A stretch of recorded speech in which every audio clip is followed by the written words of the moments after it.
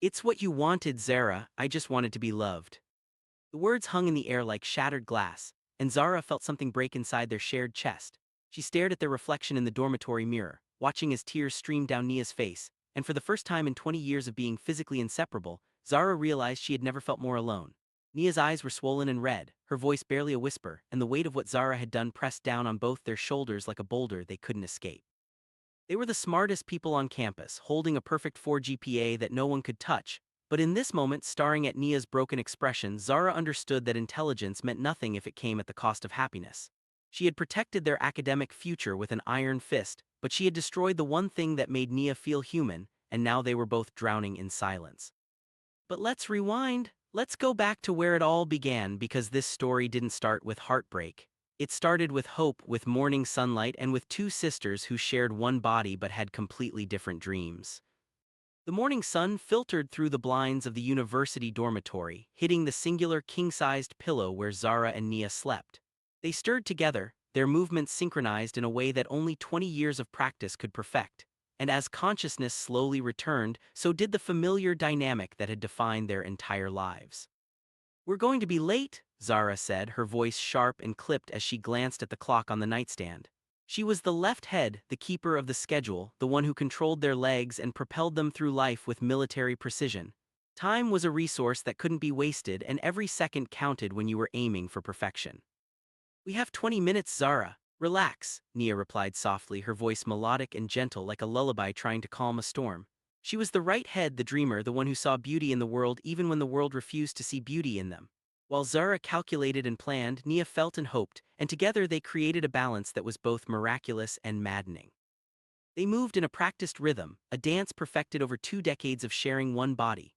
Zara swung their legs out of bed with purpose while Nia reached for the hairbrush with their right hand, running it through the hair on her side of their head with careful, loving strokes. They were a medical marvel to some, a curiosity to others, and to the cruel students who whispered in hallways, they were a monstrosity. But to the university faculty, they were simply the valedictorians, two brilliant minds housed in one extraordinary body, and their GPA was a fortress that stood at a perfect 4, unbreached and untouchable. Walking to advanced physics was always a gauntlet, and this morning was no different. As they moved through the corridor, Zara's confident stride propelling them forward with determination, the whispers started like a familiar, poisonous soundtrack to their daily life. "Look, the two-headed genius is here," someone muttered from behind a locker door, their voice dripping with mockery. "Do they charge double for tuition?" Another voice snickered, followed by cruel laughter that echoed off the walls. "Imagine having to listen to yourself talk all day," a third person added, and the words hung in the air like toxic smoke. The ill statements floated around them like dust motes, visible and suffocating, and Nia flinched as if each word was a physical blow. Her eyes dropped to the floor, her shoulders tensing with shame and hurt, and she could feel the familiar sting of tears threatening to spill over. But Zara, who had built walls around her heart to protect them both from exactly this kind of cruelty, hardened her jaw and glared at a group of snickering sophomores with such intensity that they looked away in shame, suddenly fascinated by their shoes. "Chin up, Nia," Zara muttered, loud enough only for her sister to hear, her voice firm but not unkind. "They're idiots. We're going to be neurosurgeons. They're going to be asking us for loans." "It still hurts," Nia whispered back, her voice trembling with the weight of a lifetime of stares and whispers and casual cruelty. They took their usual seat in the front row of the lecture hall, settling into the chair with practiced ease, and as other students filed in around them, some stealing glances, others deliberately looking away, the professor began class with a question that silenced the room. He wrote an equation on the board and asked about quantum entanglement, his voice challenging and expectant, and the silence stretched on as students shifted uncomfortably in their seats, hoping someone else would answer. "The particles remain connected regardless of distance," Nia started, her voice clear and confident when it came to knowledge, her dreamer's mind capable of explaining complex concepts with poetic grace.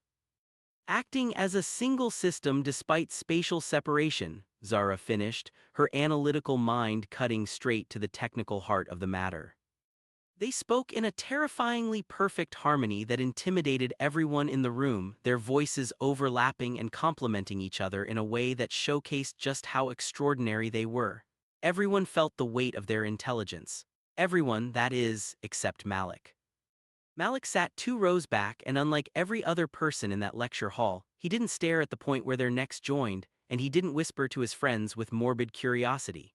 He simply watched them with something that looked almost like admiration, and when class ended and students rushed to leave, he caught up to them in the hallway with deliberate steps. "Excuse me," Malik said, his voice warm and genuine. Zara instantly engaged their legs to walk faster, her protective instincts flaring to life like an alarm system. She had no patience for curiosity seekers, for people who wanted to get close just to satisfy some twisted fascination with their condition. "We're busy," she said curtly, not bothering to look at him. "I just wanted to say that answer was brilliant," Malik said, keeping pace with them easily, and then he did something unexpected. He looked directly at Nia, making eye contact with her specifically, and his smile was kind and open. "Specifically the part about emotional metaphor in physics. You have a poetic way of explaining math, Nia." Nia stopped walking, which forced Zara to stop too, stumbling slightly because the sudden halt broke their rhythm and nearly threw them off balance. "You know my name?" Nia asked, genuine surprise coloring her voice, and a blush crept up their shared neck, warming their skin with an unfamiliar flutter of something that felt dangerously like hope. "I know both your names," Malik smiled, and it wasn't the predatory smile of someone looking for gossip or the pitying smile of someone who saw them as tragic. It was just kind. He turned his gaze to the left, meeting Zara's suspicious eyes directly. "Zara, you're the one who corrected the professor's calculus last week." Brutal but accurate. "Hey my people, I need to pause this story right here for just a second, because if you're feeling the emotion building in this tale, if you're already invested in Zara and Nia's journey, do me a favor and drop a like on this video. Comment below and tell me where in the world you're watching from, because this storytelling family spans the globe and I love hearing from you. And if you haven't subscribed yet, hit that button now, because this story is just getting started, and trust me, you don't want to miss what happens next. Now let's get back to these sisters, because Malik's arrival was about to change everything, and not everyone was happy about it. Nia smiled back at Malik, her whole face lighting up in a way Zara had never seen before, like sunrise breaking through storm clouds. But Zara narrowed her eyes, studying him with the same analytical intensity she applied to physics problems. She didn't like him. He was too smooth, too perfect, too potentially disruptive to the carefully balanced life they had built. "Thank you," Nia said, her voice soft and genuinely touched by his kindness. "We were just going to the library." "I was heading there too. Mind if I walk with you?" Malik asked, and his question hung in the air between them like a fork in the road. "Yes," Zara said firmly at the exact same moment that Nia said, "No," and the contradiction hung between them like a declaration of war. Malik walked with them to the library that day, and his presence marked the beginning of something beautiful and terrible all at once. The weeks that followed were torture for Zara, because Nia was in love, and love was undeniable and impossible to ignore. Nia hummed constantly, filling their shared consciousness with melodies that made concentration nearly impossible. She spent hours curling the hair on her side of their head with careful, loving attention. She wasted valuable study time texting Malik with their right hand, her fingers flying across the screen with messages that made her smile and sigh and drift away into a world Zara couldn't enter. Zara found Malik exhausting, not because he was cruel or inappropriate, but because he was aggressively respectful in a way that somehow made everything worse. He never asked about their anatomy with morbid curiosity. He never suggested he wanted them to be normal or separate or anything other than exactly what they were. He just wanted to be near Nia, and that singular focus, that exclusive attention, was slowly tearing their carefully balanced world apart. But for Zara, watching her sister fall deeper into love with each passing day, it was a nightmare she couldn't wake up from. Would Malik's love destroy everything they had built together, or was Zara about to lose her sister in a way she never imagined possible? The answer would come sooner than anyone expected, and it would shatter them both. "He's waiting outside," Nia said one Tuesday morning, and her voice was vibrating with excitement, practically humming with an energy that made their shared body feel like it was filled with electricity. She had been awake for hours, curling her hair with meticulous care, applying just a touch of lip gloss that she thought made her look pretty, and checking her phone every 30 seconds for messages that made her heart race. Zara could feel all of it, every flutter of anticipation, every spike of joy, and it was driving her absolutely insane, because they had work to do and Nia's emotions were bleeding into her concentration like ink spreading across paper. I have to review the biochemistry notes, Zara argued, crossing their left arm over their chest in a gesture of defiance that had become increasingly common over the past few weeks. I don't want to sit in a coffee shop while you two make goo-goo eyes at each other. Please, Zara, just for an hour, Nia pleaded, and her voice took on that soft, desperate quality that Zara had heard more and more lately. He bought me a first edition of Pride and Prejudice. He bought us a book, Zara corrected sharply, her analytical mind refusing to let the pronouns slide because they shared everything, including gifts, including attention, including the burden of existence itself. And it's heavy to carry. Please, Nia whispered, and then she said something that cut through all of Zara's defenses like a knife through silk. I've never felt like this, like a girl, not a spectacle. That broke Zara's resolve completely, shattering it into pieces she couldn't reassemble. She felt the words settle in her chest, heavy and painful because she understood exactly what Nia meant. Their entire lives had been defined by being different, by being stared at, by being the two-headed genius that people whispered about in hallways and cafeterias. Nobody had ever looked at them and seen just a girl, just a person, just someone worthy of normal human affection. Malik had done that for Nia, and even though Zara resented the disruption he represented, she couldn't deny her sister that feeling. She sighed, the sound coming from deep in their shared lungs, and signaled their legs to stand up from the desk where they had been studying. Fine, 1 hour, but I am wearing the noise-canceling headphones and I am not eating any scones. The date was a disaster of proximity, a special kind of torture that Zara hadn't anticipated but should have seen coming. They sat in a booth at the small coffee shop near campus, the kind of place with mismatched furniture and indie music playing softly in the background, and Malik sat opposite them with that gentle smile that made Nia's heart race and Zara's stomach turn. He held Nia's right hand across the table, his fingers intertwined with hers, and Zara sat there beside her sister, staring out the window with her large headphones on, listening to a podcast on brutalist architecture and trying desperately to give them the illusion of privacy that was physically impossible. Every now and then, she would glance over, unable to help herself, and she would see Malik looking at Nia with an intensity that made something twist uncomfortably in Zara's gut. It wasn't because it was gross or inappropriate. It was because it was exclusive. He was building a world with Nia that Zara couldn't enter, constructing an intimate space with walls made of shared glances and whispered words, and yet Zara was physically trapped in the doorway, unable to leave, forced to witness the creation of something that didn't include her. She pulled off one side of her headphones, letting the outside world rush back in with all its uncomfortable intimacy. And I just love how you see the world, Malik was saying, his voice warm and genuine, his eyes locked on Nia's face with complete focus. You're so gentle, Nia, you find beauty in everything. She's also failing her midterms because of you, Zara interjected sharply, her voice cutting through the tender moment like scissors through ribbon. Nia gasped, her head whipping to the left to stare at her sister with shock and betrayal written across her features. Zara, that is not true. It is, Zara snapped, and she could feel anger rising in her chest, hot and righteous and desperate. We got a 92 on the last exam. We don't get 92s, we get hundreds. He is a variable we cannot afford. Malik released Nia's hand slowly, carefully, as if letting go of something precious and fragile. He didn't look angry, which somehow made it worse. He looked sad, disappointed, like someone who had hoped for better and was now facing reality. Is that true? Am I hurting your grades? No, Nia cried, her voice breaking with emotion, tears already welling up in her eyes because this was her worst nightmare coming true. Yes, Zara stated flatly, refusing to back down even as she felt Nia's anguish flooding their shared nervous system. And people are talking, more than usual. They say we're ridiculous, that you're just humoring a sideshow.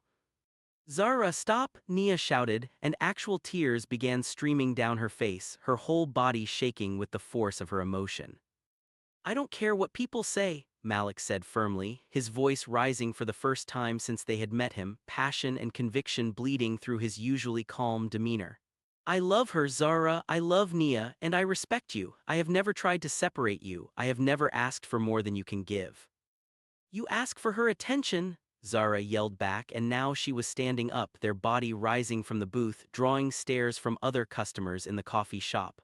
And we share a brain stem. When she is distracted, I am distracted. You are taking her away from me without even moving her." The silence that followed was heavy and suffocating, like the air before a storm breaks. The entire coffee shop had gone quiet, everyone staring at the spectacle unfolding before them, and Zara could feel the weight of their judgment pressing down on her shoulders. But it was the look on Malik's face that hurt the most, the resignation and sadness that settled over his features like a mask. Malik stood up slowly, deliberately, his movements careful and measured. He looked at Nia, his eyes full of regret and love and something that looked almost like goodbye.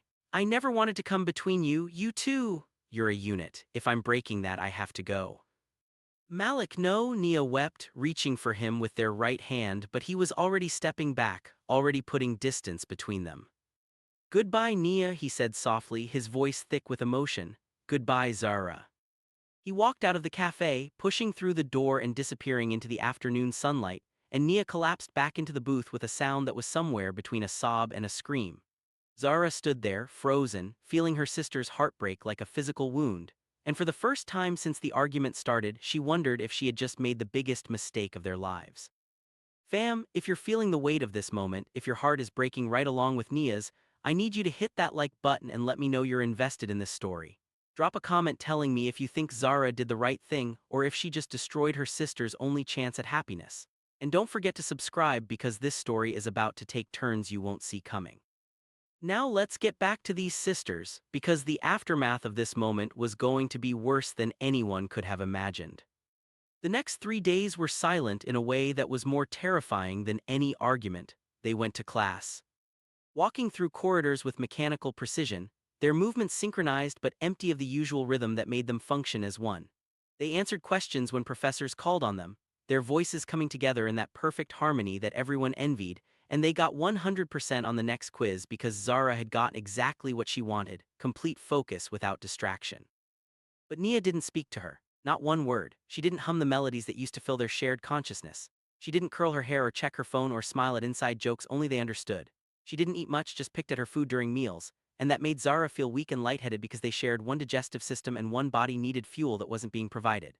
The ill statements from the other students seemed louder now, more cutting, more cruel. "Trouble in paradise?" Someone snickered in the hall, their voice dripping with malicious glee at someone else's pain.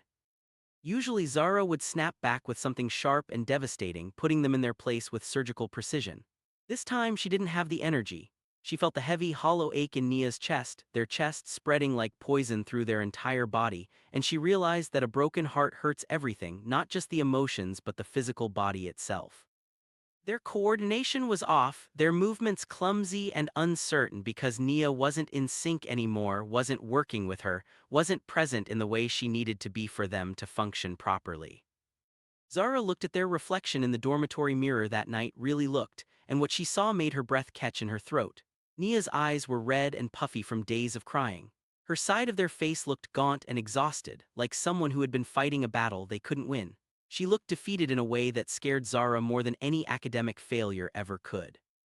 "We got an A," Zara said quietly, her voice tentative, trying to offer something positive, trying to bridge the chasm that had opened between them.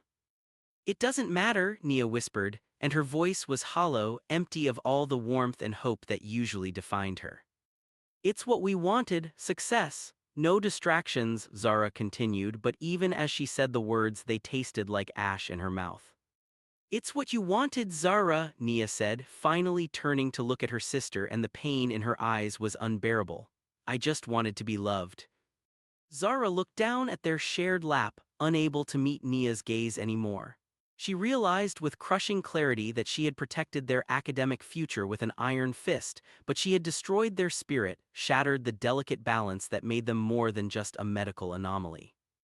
They were the smartest people in every room they entered, holding grades that others could only dream of, but they were also the unhappiest. And what was the point of success if it came at the cost of everything that made life worth living?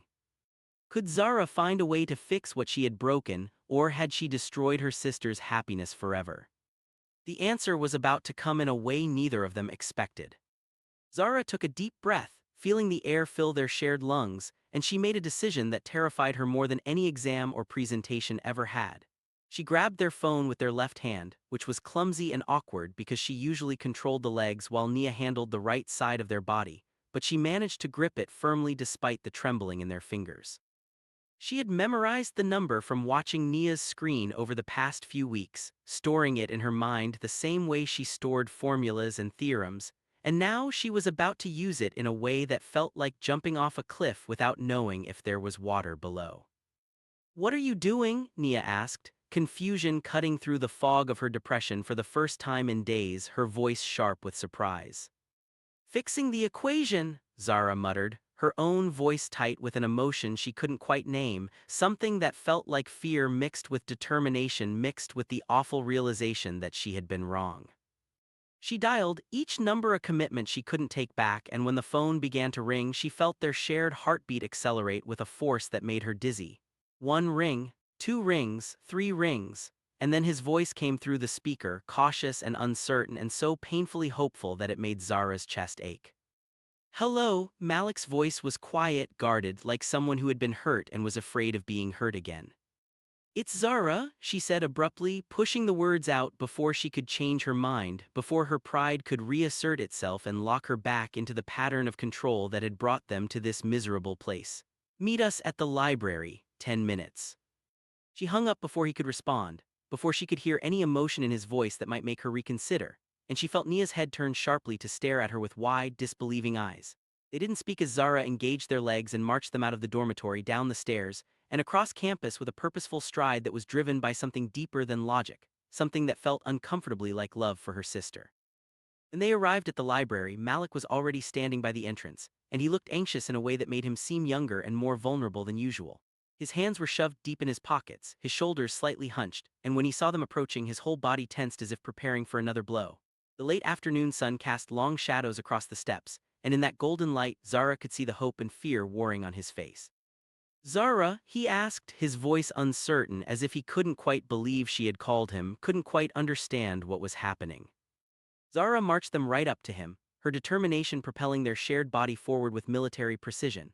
She didn't smile because smiling felt like too much too soon, but she also didn't glare, and for Zara that was a monumental shift. She stopped directly in front of him, close enough that she could see the questions swirling in his eyes, and she began to speak with the same methodical clarity she used when presenting research findings.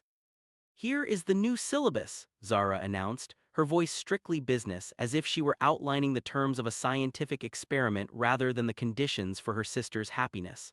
"Mondays, Wednesdays, and Fridays are for studying, absolute silence, no texting, no distractions of any kind." Malik blinked, clearly trying to process what was happening, his expression shifting from confusion to cautious understanding. "Okay," he said slowly, waiting for the other shoe to drop. "Saturdays are for us, Nia and I need sister time," Zara continued, pointing a finger at him with the same intensity she used when correcting professors. "That's non-negotiable. We have been together for 20 years and we need time to maintain our bond." "I understand," Malik said, nodding, and Zara could see that he genuinely did understand, that he wasn't fighting for total access but was willing to work within whatever boundaries she set. "Tuesdays, Thursdays, and Sunday afternoons," Zara said, and now her voice softened just slightly, just enough to show that this wasn't a punishment but a compromise, "are yours. You can take us to dinner, the movies, or whatever it is people do when they're dadding. I will bring my noise-canceling headphones and a Nintendo Switch. I will not speak, I will not complain, I will be a piece of furniture."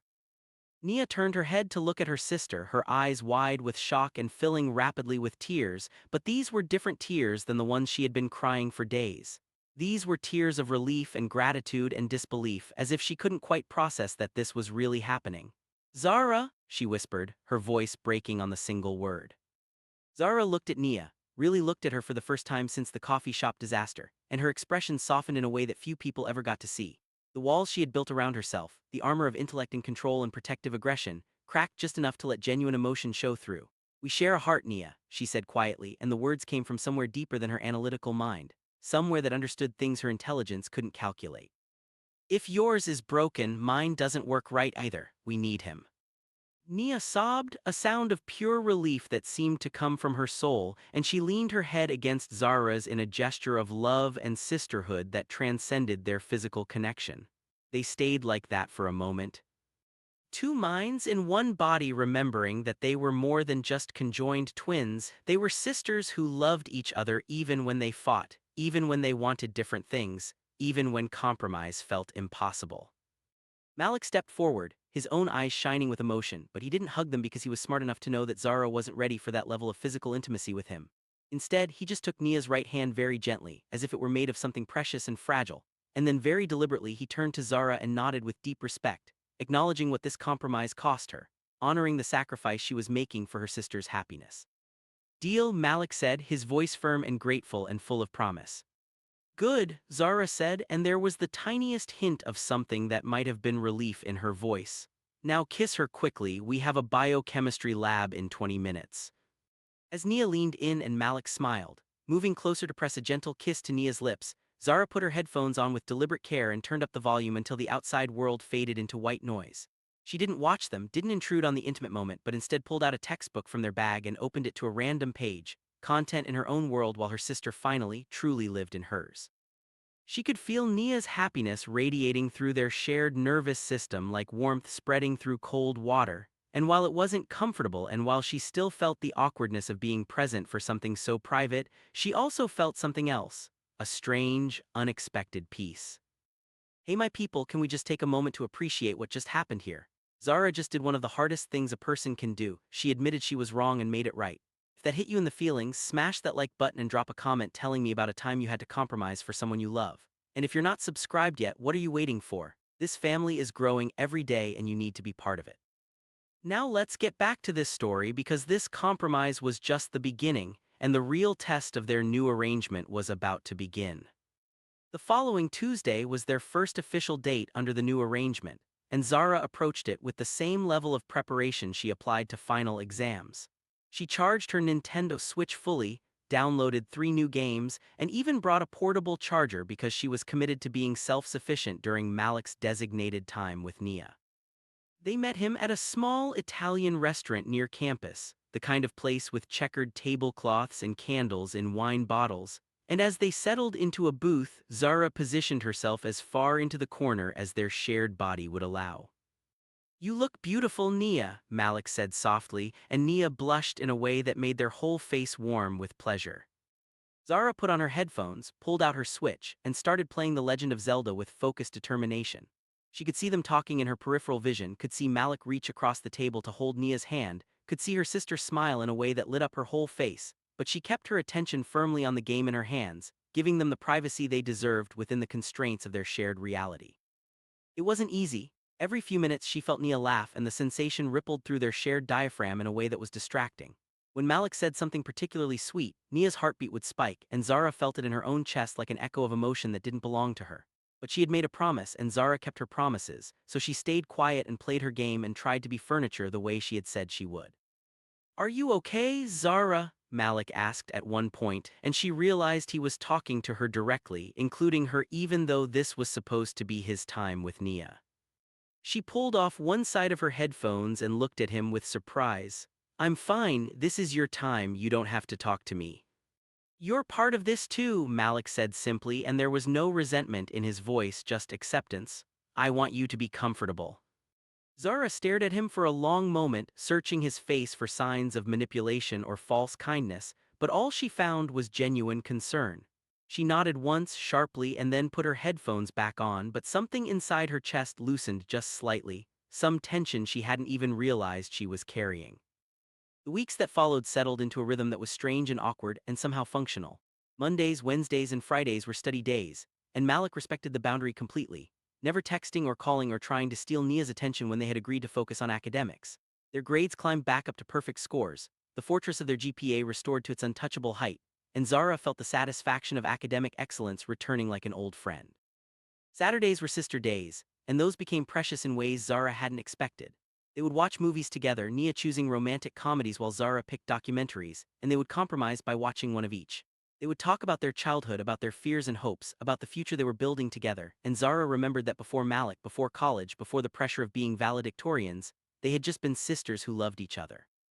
And Tuesdays, Thursdays, and Sunday afternoons belonged to Malik, and Zara kept her promise. She brought her headphones and her games and her books, and she made herself as invisible as someone sharing a body could possibly be. She watched her sister fall deeper in love, watched Nia bloom like a flower that had finally found sunlight, and while it was uncomfortable and sometimes painful and always awkward, it was also worth it because Nia was happy again. But happiness, as Zara was about to discover, was a fragile thing, and the world outside their carefully constructed compromise was watching with judgment and opinions they hadn't asked for. Would their delicate balance survive the scrutiny of a campus that had never seen them as anything other than a spectacle? Or was their newfound peace about to be shattered by forces beyond their control? The answer was coming faster than any of them realized. The whispers started on a Wednesday morning, creeping through the corridors of the science building like poison gas, and by the time Zara and Nia reached their advanced physics class, the atmosphere had shifted in a way that made Zara's protective instincts flare to life.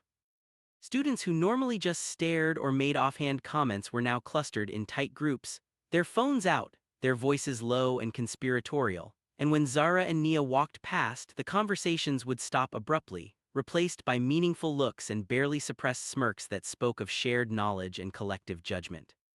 "What's going on?" Nia whispered, her voice tight with anxiety because she could feel the change in the air just as clearly as Zara could, and after years of being the subject of cruel attention, they had both developed a sixth sense for when something bad was brewing. "I don't know," Zara muttered, her jaw tightening as she propelled their legs forward with determined strides, refusing to slow down or show weakness even as unease coiled in her stomach like a snake preparing to strike. "But I'm going to find out." They took their usual seat in the front row, and Zara pulled out her phone while Nia fidgeted nervously with their right hand, twisting their fingers together in a gesture of stress that Zara felt echoing through their shared nervous system. She opened the university's social media page, scrolling through posts with quick analytical precision, and then she found it, a thread that had been started sometime last night, a discussion that had exploded with comments and shares and reactions that made her blood run cold. The original post was from someone named Jennifer McKenzie, a senior in their program who Zara vaguely recognized from various classes, and it read, "Can we talk about how unfair it is that Zara and Nia get special accommodations? They take tests together, they get extra time, they basically have two brains working on one assignment. How is that equitable? They should be graded separately or not allowed to compete for valedictorian. This is reverse discrimination against normal students." The comments below were a toxic mixture of agreement and debate, with students piling on to share their own grievances, their own theories about how having two minds gave them an unfair advantage in everything from test taking to class participation. Some comments were attempting to be reasonable, arguing about accommodation policies and disability rights, but others were just cruel, calling them freaks who were gaming the system, monsters who didn't deserve to be in college at all, aberrations who should be studied in a lab rather than competing with real students for grades and honors. "Oh no," Nia breathed, reading over Zara's shoulder, and her voice was small and broken, filled with the kind of pain that came from having your worst fears validated by a mob of your peers. "It's garbage," Zara said fiercely, her voice low and angry, but even as she said it, she could feel doubt creeping in at the edges of her consciousness because what if they were right? What if having two minds really did give them an advantage? What if their perfect GPA wasn't just the result of hard work and intelligence but some biological quirk that made competition fundamentally unfair? The professor walked in and started the lecture, but Zara couldn't concentrate, couldn't focus on quantum mechanics when her entire academic identity was being dismantled in real time by hundreds of strangers with opinions and keyboards. She could feel Nia trembling beside her, could feel tears threatening to spill over, and she wanted to comfort her sister, but she didn't have the words because she was drowning in her own spiral of doubt and anger and defensive pride. When class ended, they stayed in their seats while other students filed out, some of them glancing at Zara and Nia with expressions that ranged from pity to hostility, and Zara realized that everything had changed. The tentative acceptance they had earned through sheer academic excellence had evaporated overnight, replaced by suspicion and resentment, and the kind of systemic questioning that could destroy everything they had worked for. "We need to talk to someone," Nia said quietly, her voice steady despite the tears on her face, and Zara recognized that tone. It was Nia's brave voice, the one she used when she was terrified but determined to face the fear anyway. "The dean," Zara agreed, because if there was going to be an institutional challenge to their right to compete, they needed to address it head-on before it metastasized into something that could actually affect their standing. They went straight to the administration building, marching through the pristine hallways with their shared heart pounding against their ribs, and when they reached the dean's office, Zara knocked with their left hand, the sound sharp and authoritative. Dean Patricia Morrison was a woman in her 60s with silver hair and intelligent eyes, and she had always been respectful toward them, treating them as students first and medical curiosities never. Zara and Nia, Dean Morrison said, looking up from her desk with surprise that quickly shifted to concern when she saw their expressions. Please sit down, what can I do for you? Have you seen the posts on the university forum? Zara asked, skipping pleasantries because there wasn't time for social niceties when their entire academic future was under attack. Dean Morrison's expression darkened and she nodded slowly. I have. I was actually planning to reach out to you both this afternoon. This situation requires careful handling. Situation? Nia repeated, her voice rising slightly. Dean Morrison, we've never asked for unfair advantages. We take the same tests as everyone else, we just need accommodations for the physical reality of our condition. I understand that, Dean Morrison said gently, folding her hands on her desk in a gesture that was meant to be calming but instead felt ominous. But the complaints raise valid questions about equity in educational assessment. The university is considering forming a committee to review your case and determine whether current accommodations are appropriate or if adjustments need to be made. Zara felt like she had been punched in the stomach, all the air leaving their shared lungs in a rush that left them gasping. Adjustments? What kind of adjustments? That would be for the committee to decide, Dean Morrison said, and there was genuine regret in her voice, but also an administrative distance that spoke of policies and procedures that couldn't be swayed by individual sympathy. They might recommend that you take separate exams in different rooms, or that your assignments be graded with different criteria, or potentially that you compete in a separate category for academic honors. Separate category? Nia whispered, and the words hung in the air like a death sentence. Like we're not real students, like we're some kind of Special Olympics version of academia. That's not what I'm suggesting, Dean Morrison said quickly, but the damage was done, the possibility had been named, and Zara could feel rage and humiliation flooding through their shared bloodstream like acid. Hey fam, I need to pause here because this is getting intense and I need you to understand what's happening. Zara and Nia are facing something that goes beyond cruel comments. They're facing institutional discrimination dressed up as fairness. If you're feeling angry right now, if you're on their side, show me by dropping a like and commenting your thoughts. Tell me where in the world you're watching from and whether you think the university is right or wrong. Don't forget to subscribe because this story is about to get even more complicated. Now let's get back to the dean's office because what happened next would change everything. When does this committee meet? Zara asked, her voice cold and controlled, because when she was angry enough she became ice instead of fire, calculating and precise in her fury. Next week, Dean Morrison said, you'll have the opportunity to present your case, to explain your perspective and provide any documentation you feel is relevant. Documentation? Zara repeated. What kind of documentation could possibly prove that we deserve to be treated like human beings instead of academic anomalies? Zara, Nia said softly, placing their right hand over Zara's left in a gesture of solidarity and restraint, because she could feel her sister's anger spiraling into something destructive. They left the dean's office in silence, moving through the campus with mechanical precision, and when they reached their dormitory, Zara immediately grabbed her laptop and began researching disability law, educational equity policies, and legal precedents for students with unique physical conditions. She typed with furious speed, her left hand flying across the keyboard while Nia sat beside her, reading along, both of them processing information at the accelerated pace that came from having two brilliant minds working in tandem. We can fight this, Zara said after 2 hours of research, her voice fierce with determination. There are legal protections, precedents, arguments we can make. But should we have to? Nia asked quietly, and there was a weariness in her voice that made Zara's heart ache. Should we have to constantly prove that we deserve basic dignity, that we're not cheating just by existing? Before Zara could answer, Nia's phone buzzed with a text message, and when she picked it up, her face crumpled. It's from Malik, she said, her voice breaking.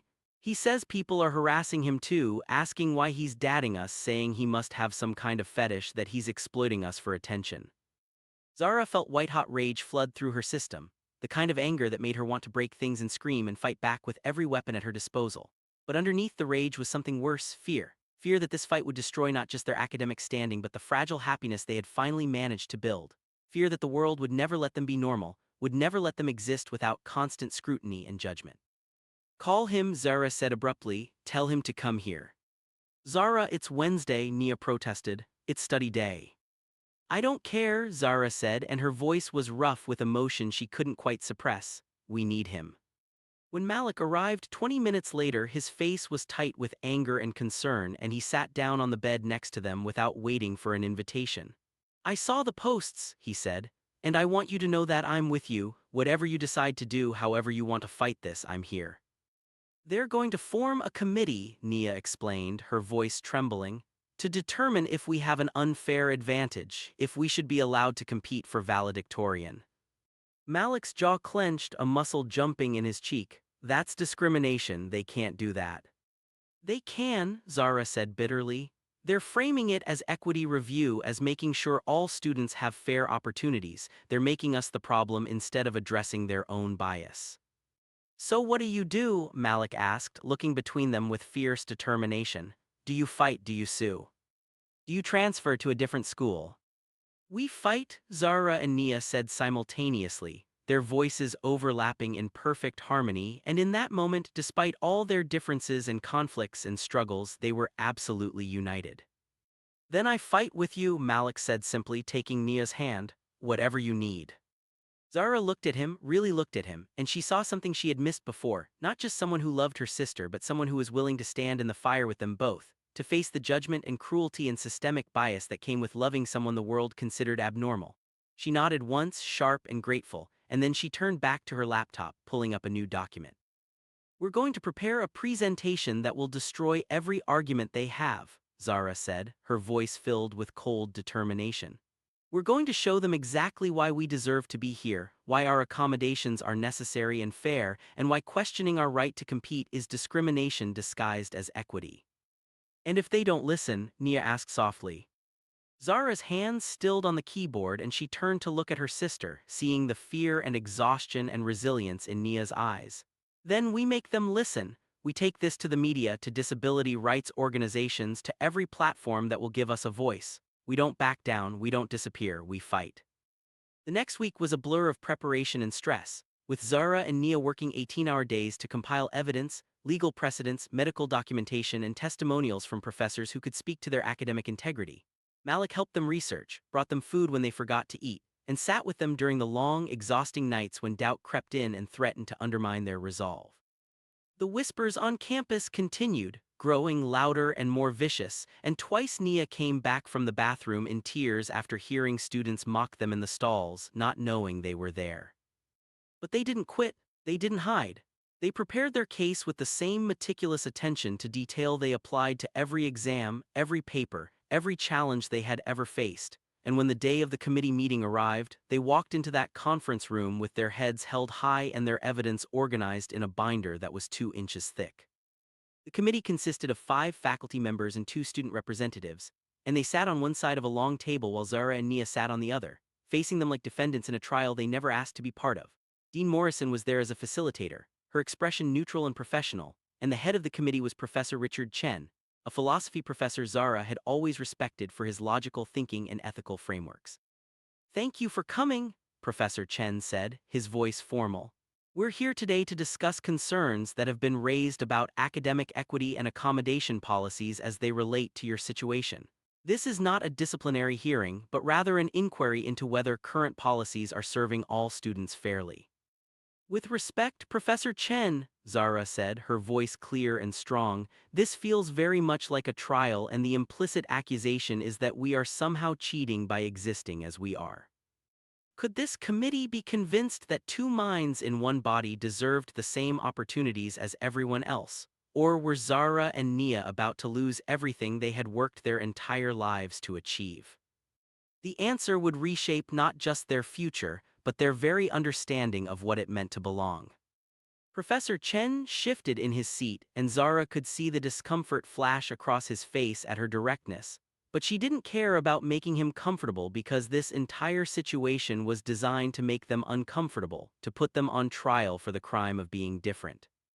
The other committee members exchanged glances, some sympathetic, others coldly analytical, and Zara felt Nia's hand squeeze their shared knee under the table, a silent gesture of solidarity that gave her the strength to continue. Let's begin with the facts, Zara said, opening their binder with deliberate precision and sliding copies across the table to each committee member. We are conjoined twins, dicephalic parapagus, meaning we share one body from the shoulders down but have two separate brains, two separate minds, and two separate consciousnesses. We do not share thoughts. We cannot read each other's minds. We are two distinct individuals who happen to occupy the same physical space. The accommodations we receive, Nia continued, her voice softer but equally firm, are not advantages. They are necessities that allow us to function in an educational environment designed for individuals with separate bodies. We use one computer because we have one set of hands. We take tests together because we cannot physically separate take them in different rooms. We receive extra time because coordination between two brains controlling one body requires additional processing. But the core question, Professor Chen interrupted gently, is whether having two minds working on the same assignment gives you an intellectual advantage over students with one mind. Does it give us an advantage? Zara asked, and her voice was sharp with challenge. Or does it compensate for the massive disadvantages we face every single day? We cannot take notes as quickly as other students because we have to coordinate whose hand writes what. We cannot participate in lab work as efficiently because every physical action requires negotiation and synchronization. We experience constant pain from spinal stress that most people will never understand. We face discrimination, harassment, and social isolation that affects our mental health and our ability to focus. She pulled out a sheet of documentation and pointed to specific highlighted sections. Here is a letter from our orthopedic specialist detailing the chronic pain we experience. Here is documentation from our therapist about the psychological toll of constant public scrutiny. Here is a comparative analysis showing that students with documented disabilities who receive appropriate accommodations do not perform better than their peers. They perform equivalently, which is the entire point of accommodation. One of the student representatives, a young woman named Sarah Chen, who Zara recognized from their biology classes, raised her hand tentatively. But don't you basically get to collaborate on every assignment? Isn't that like having a permanent study partner that no one else gets? We don't collaborate, Nia said, and there was patience in her voice even though Zara could feel frustration thrumming through their shared nervous system. We negotiate. Every decision, every word written, every answer given requires both of us to agree. Imagine having to get consensus with another person for every single thought you want to express. Imagine never being able to just write down your own ideas without someone else's input. That's not an advantage. That's a constant compromise that most people would find unbearable. I'd like to add something, came a voice from the doorway, and everyone turned to see Malik standing there, his expression determined and slightly defiant. I'm sorry for interrupting, but I was invited to provide a character witness statement. Professor Chen frowned, checking his notes. I don't see that on the agenda. I submitted the request 3 days ago, Malik said, walking into the room with confidence and handing Professor Chen a printed email. As someone who spends significant time with Zara and Nia, I can provide perspective on how their condition actually affects their academic work. Zara felt a flash of surprise and gratitude because she hadn't known Malik had done this, hadn't known he was fighting for them behind the scenes in ways they couldn't see. Professor Chen read the email, sighed, and nodded. Very well, you have 5 minutes. Malik sat down in a chair against the wall, and when he spoke, his voice was clear and passionate. I've watched Zara and Nia study. I've seen how they work, and what I've observed is not two geniuses combining their powers like some kind of academic superteam. What I've seen is two brilliant individuals constantly having to slow down for each other, constantly having to explain their reasoning to each other, constantly having to compromise between different approaches and different understanding. Nia thinks in metaphors and emotional connections. Zara thinks in logic and systematic analysis. They don't enhance each other, they have to translate for each other, and that translation takes time and energy that other students don't have to expend. He leaned forward, his eyes moving across each committee member's face. You want to know if they have an unfair advantage? Ask yourselves this: would you trade places with them? Would you give up your autonomy, your privacy, your ability to be alone, your freedom to move through the world without being stared at and mocked and questioned at every turn? Would you accept chronic pain and a lifetime of medical complications in exchange for maybe, possibly, scoring a few points higher on a test? Because that's what you're suggesting when you say they have an advantage. The room fell silent, and Zara felt tears pricking at her eyes because Malik had articulated something she had felt her entire life but never quite found the words to express. The cost of their existence was so much higher than any potential benefit, and yet they were the ones being asked to justify their presence, to prove they deserved to compete on equal footing. Hey my people, I need you to feel this moment right here, because this is what real advocacy looks like. This is what it means to stand up for people you love when the system is trying to tear them down. If Malik's speech just gave you chills, if you're feeling the weight of this injustice, show me by hitting that like button and dropping a comment. Tell me what you would say if you were in that room. And subscribe to this family because stories like this matter, and we're just getting to the most intense part. Now let's see how this committee responds, because what happens next is going to shock you. Professor Chen cleared his throat and Zara could see that Malik's words had affected him, that something in his expression had softened. Thank you, Mr. Johnson, that perspective is valuable. He turned back to Zara and Nia. I think we need to address the elephant in the room, which is the question of whether you should be eligible for valedictorian honors. Why shouldn't we be? Zara demanded, her voice rising with indignation. We have the highest GPA in our class, we have completed every requirement, we have excelled in every metric that the university uses to measure academic success. The only reason this is being questioned is because of our physical appearance. Some students have argued, said another committee member, Professor Linda Martinez from the Sociology Department, that the valedictorian honor should represent an individual achievement and that your situation complicates that definition. So what you're saying, Nia said, and her voice was trembling but steady, is that we don't count as individuals, that we're some kind of shared entity that doesn't deserve individual recognition. That's not what I'm saying, Professor Martinez replied quickly, but the implication hung in the air like smoke. Then what are you saying? Zara pushed. Because from where we're sitting, it sounds like you're saying that disabled students should be grateful to be allowed in the door, but we shouldn't expect to actually succeed.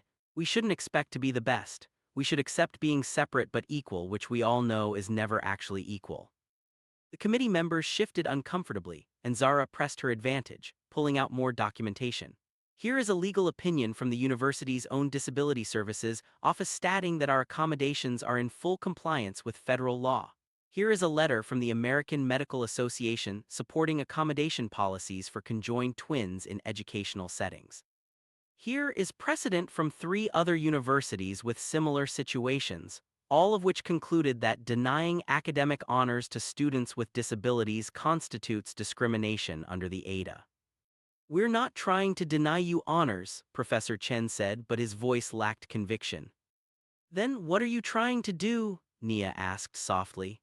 Because it feels like you're trying to find a way to justify treating us differently, to create a separate category where we don't threaten the status quo, where normal students don't have to compete with the freaks. The word freaks landed like a bomb and several committee members flinched visibly.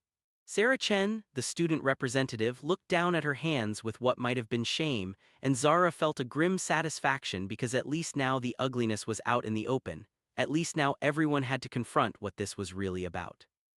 I think we need to take a recess, Professor Chen said, standing up abruptly. The committee needs time to deliberate privately. We'll reconvene in 1 hour with our decision. Zara and Nia were escorted to a waiting room down the hall and Malik came with them, his presence a solid comfort in the midst of chaos. They sat in silence for a long moment, the weight of everything they had said and heard pressing down on them like a physical force. You were amazing, Malik said finally, taking Nia's hand. Both of you didn't back down. I don't know if it was enough, Nia whispered, and Zara could feel despair creeping in at the edges of her sister's consciousness. It has to be, Zara said fiercely, because if it's not, if they rule against us, then we escalate, we go public, we make this a national story, we don't let them bury this quietly. The hour passed with agonizing slowness, each minute feeling like an eternity, and when they were finally called back into the conference room, Zara's heart was pounding so hard she thought it might burst through their shared ribcage. The committee members were seated again, their expressions carefully neutral, and Professor Chen had a single sheet of paper in front of him that held their fate in typed sentences. We have reached a decision, Professor Chen said, and his voice was formal, distant, the voice of institutional authority rather than personal connection. After careful deliberation and review of all evidence presented, the committee has concluded that current accommodation policies are appropriate and in compliance with federal disability law. Zara felt a rush of relief so intense it made her dizzy, but Professor Chen wasn't finished. However, he continued, and that single word dropped into the room like a stone into still water. We are recommending that the university implement a new policy requiring all students who receive academic accommodations to disclose those accommodations on their transcripts and in any materials related to academic honors. This ensures transparency and allows graduate programs and employers to make fully informed decisions. The relief evaporated instantly, replaced by cold horror. Nia gasped audibly and Zara felt rage flooding through her system like lava. You're recommending that we be branded, she said, her voice deadly quiet, that our disability be marked on our permanent record like a scarlet letter. It's not branding, Professor Martinez said quickly. It's disclosure, it's transparency. It's discrimination, Malik said, standing up so abruptly his chair scraped loudly against the floor. You're creating a system where disabled students have to choose between getting the accommodations they need and having their privacy violated. You're forcing them to out themselves to every future employer and institution. That's not our intention, Professor Chen said, but he wouldn't meet their eyes. Intention doesn't matter, Zara said, and she was standing now too, their shared body trembling with fury and betrayal. Impact matters. And the impact of this policy is that you're telling every disabled student at this university that they will never be seen as equal, that they will always be marked as other, that their achievements will always have an asterisk. The decision has been made, Professor Chen said, and there was finality in his voice. You have the right to appeal through the university's formal grievance process. Zara and Nia walked out of that conference room in a daze, their minds reeling with the implications of what had just happened. They had won the right to keep their accommodations, but they had lost something more fundamental, the right to privacy, the right to have their disability be their own business, the right to be judged solely on their merits without a permanent marker of difference. What do we do? Nia whispered as they stepped out into the late afternoon sunlight, and her voice was small and lost. We fight, Zara said, but for the first time she didn't sound certain. We appeal, we organize, we make noise. And if that doesn't work, Malik asked quietly. Zara didn't answer because she didn't have an answer, because for the first time in her life, she wasn't sure that intelligence and determination and righteous anger were enough to win against a system that was designed to exclude them. They walked across campus in silence, and as they passed groups of students, Zara noticed something that made her blood run cold. People were staring more than usual, and they were holding up their phones, recording, taking pictures. Someone laughed and pointed, and Zara heard the words "two-headed freak show" carried on the wind. Zara, Nia said, her voice rising with panic. Look. She gestured with their right hand to a poster taped to a bulletin board, and when they got closer, Zara felt her stomach drop. It was a crude drawing of them, exaggerated and mocking, with text that read "special accommodations for special freaks," and below it, a date and time for a student protest demanding academic integrity. They're organizing against us, Nia whispered, and tears were streaming down her face now. They're making us the enemy.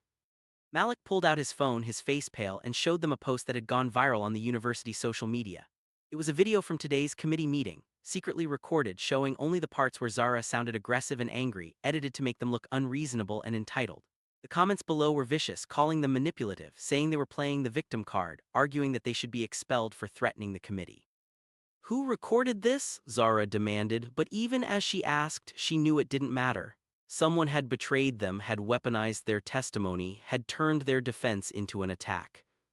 We need to get you out of here, Malik said urgently, because more students were gathering now, pointing and filming, and the atmosphere was shifting from curiosity to hostility.